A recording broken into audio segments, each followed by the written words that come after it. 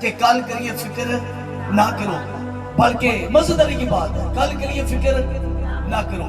اب خدا نے کیا کیا؟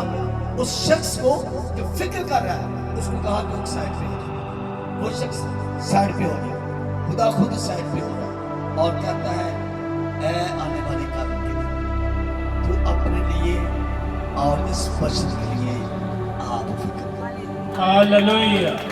تو اپنے لیے اور اس شخص کے لیے خود کیا کر فکر کر۔ خدا ذمہ داریاں دیتا ہے ہر فرد بشر کو کہ وہ ان فکروں کے جال سے نکل جائے، وہ ان فکروں کے جنگل سے نکل آئے، تاکہ عظیم خیال خدا میرے اور آپ کی زندگی کے اندر ایک بڑا کام کرنے والا ہو۔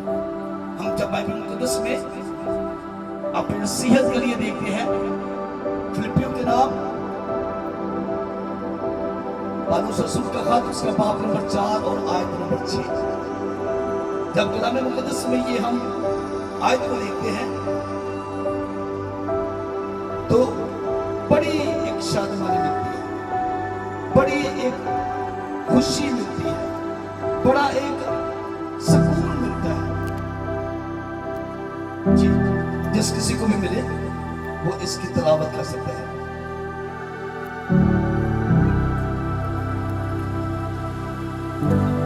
جلدی سے شاباش شاباش توجہ کیجیے گا۔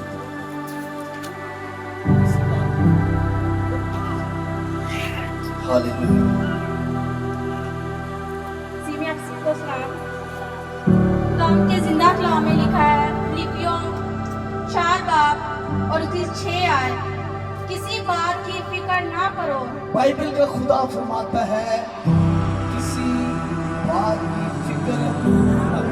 آپ سوچ رہے ہوں گے کہ یہ عبادت کون سی ہے؟ شکر گزاری ہے، لیکن پیغام کا آغاز کس سے کیا گیا ہے؟ فکر سے۔